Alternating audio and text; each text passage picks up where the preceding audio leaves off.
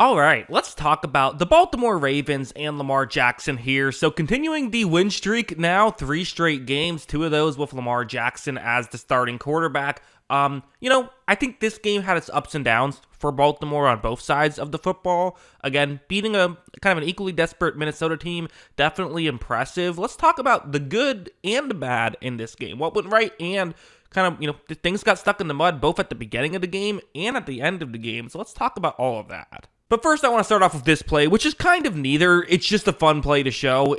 You have DeAndre Hopkins trying to get, I believe this is a zone coverage concept. Hopkins is going to get towards the offenses right here towards the sideline. Lamar Jackson's going to take the snap. And you see, Hopkins there's a window, but it's going to be a tough play. You're going to have to get it over that Minnesota defender if you want to make this work. And it's honestly not going to go for a ton of yards, even if you do this, but watch this throw and catch. Look at beautiful throw from Lamar. Lamar doesn't get enough credit for his throwing ability because he is such a good runner, and it's also a great catch by DeAndre Hopkins, who's really been a nice addition to this Baltimore Ravens team.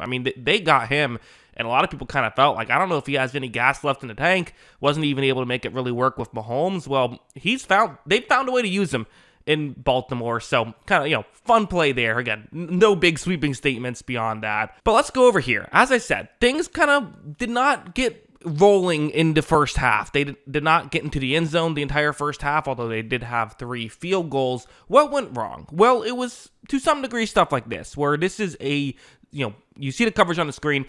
They're showing an all-out pressure. So if it is an all-out pressure on a 3rd down and 5, what do you want to do as an offense? Well, how about something like that? Just have a receiver get past the sticks, something quick, so that way, even if there's an unblocked man, which there would be, if it's an unblocked, if it's an all-out pressure, then that means there's going to be one extra defender than you have blocker, right? Because offensively, both teams have the same amount of players. You have to have a quarterback, so that means someone could get a straight shot, so you want to get the ball out of your quarterback's hands quickly. Lamar Jackson takes the snap, and you're going to see Andrew Van Ginkel gets his hands up, bats it up in the air. Could have been intercepted if things went really, wrong. So it's a good concept by Minnesota, and Andrew Van Ginkel is always so smart when they run these concepts of kind of knowing how to beat those types of plays and getting in position. Like this one's another one. I'll just show it now. I was going to show it later in the video, but I think now's a good time to show it. Where it's kind of the same thing. You have it's going to be pressure for the Minnesota Vikings, and so again, what do you want to do in a situation like this? Something quick. They're actually going to show a screen pass right here, and you can't help but think about there was a Miami Dolphins Monday Night Football game a while back when we first saw Brian Flores do this to Lamar Jackson, and typically, you think, well, you don't want to blitz Lamar Jackson because that means everyone's playing man coverage, behind him, and if Lamar can get out of the pocket, it's going to basically be a touchdown. The issue is you can contain him if you blitz him, so that's why essentially Lamar has to get rid of the ball quickly, and if the ball's out of his hands, it's good for the defense. Here, when Lamar Jackson takes a snap, though, again, Andrew Van Ginkel getting, realizing this might be a screen pass and getting in position. This is how he gets all those pick sixes. It's because it's a heavy blitz, there's going to be screen passes, and he'll just pick some spots sometimes where he reads it, it looks like a screen pass, tries to get in position. Lamar Jackson doesn't want to take that risk. He correctly throws it into the dirt, but you see that situation, it was a 3rd and 9, and you're just outside field goal range. They end up trying a long field goal that they don't hit on that one, which kind of allowed Minnesota to sort of get back in it.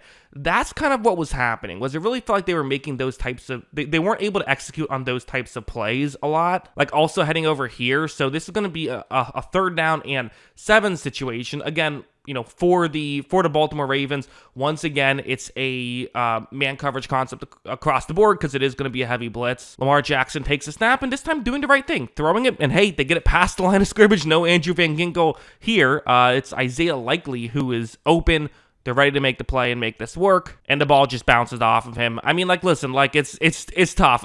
These plays, sometimes you just have a game like this where it just feels like everyone's making a mistake, and it's a different guy on every play. So it's not like you can just bench one guy and fix it, right? But these little simple plays, they were struggling to execute, and that's kind of how the Vikings were able to have some success. But like I said, this was not a game where the Vikings only had success. The Ravens had plenty of success in this game as well. Like this play was a good example of what they were able to do when they had success, which is just get into their rhythm, Don't let the Minnesota Vikings be in these obvious passing situations. Because guess what? If you want to go with an all-out blitz, you have to make sure it's a passing play. Because if it's a rushing play, they're probably going to gain 8 yards or so on that one. So here, it's zone coverage that Minnesota is in because it's a first down and 10, and because Baltimore has been running the ball somewhat effectively on this possession.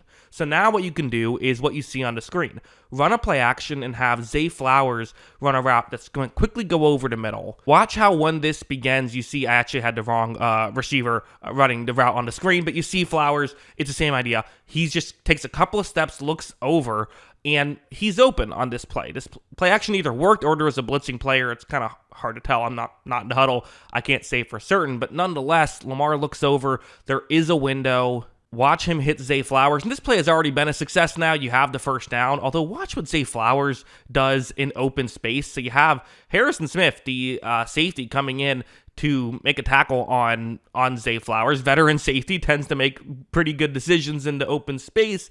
But here, watch Flowers make a move on him. He's going to pick up a good chunk of yards on that play. So that's the other value of a play like this. You're getting the ball in Zay Flowers' hands, and he's very good. He had a very good game in this one, 4 catches for 75 yards. So that was definitely a part of what the Ravens were able to do successfully, even if it wasn't totally, perfect play in and play out. And also, I gotta talk about this play. I mean, this was just fun by the Ravens. So this is gonna be a, you see it's a 3rd down and 1, but you look at the player who I have circled right here. You might be thinking, well, okay, what's going on there? It looks like it's a player who's lined up as a running back, but he doesn't seem to be in position to try and run. Well, this is Lamar Jackson. So what the Ravens like to do on a lot of these plays is they want to run essentially the tush push, but they don't want Lamar in the middle of that whole situation, right? So they have their tight end, Mark Andrews. This is what they usually do is they have him go. He's the one who's under center. He's going to take the snap,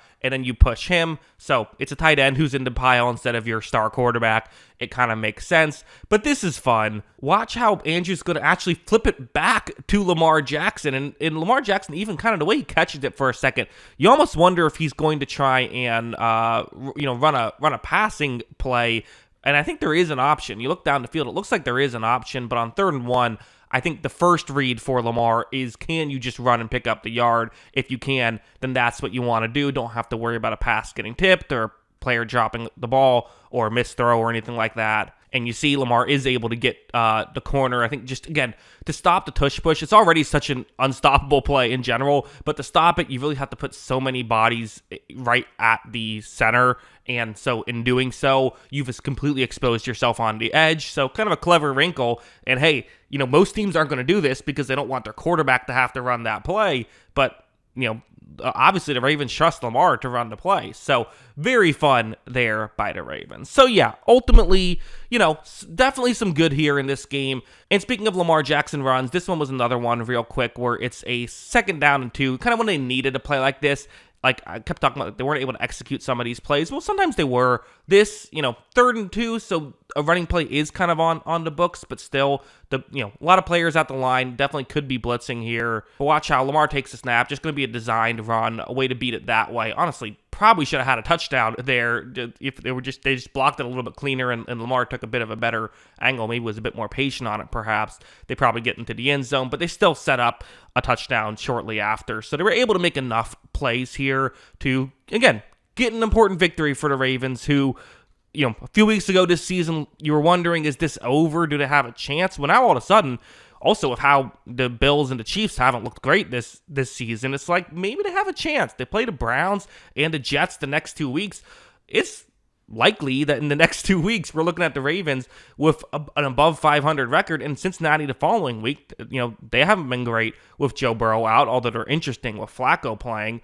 And then, you still have the Steelers twice, you have the Bengals again, and then Patriots and Packers. Those games will be tough. You looked at the schedule saying, okay, Patriots and Packers, those are 2 teams that are, going to be favored to beat the Ravens, you would assume. If they were played today, they certainly would be. But you didn't have the Jets, the Bengals twice, and the Browns. Those are games that the Ravens should be favored. And then you had the 2 Steelers games and the Vikings game, and that feels like, those are tight. Right? Well, if you want to say 10 wins is what gets you into the postseason, you now have 4 games that you're going to be favored in. You have the 4 wins. That puts you at 8 already, and they need to find a way to get 2 more. So either, beat the Steelers twice or beat the Steelers once and then beat either the Patriots or the Packers. It's a lot. They need to make sure they take care of business, but it would have been really tough had they lost this one. So huge win for them.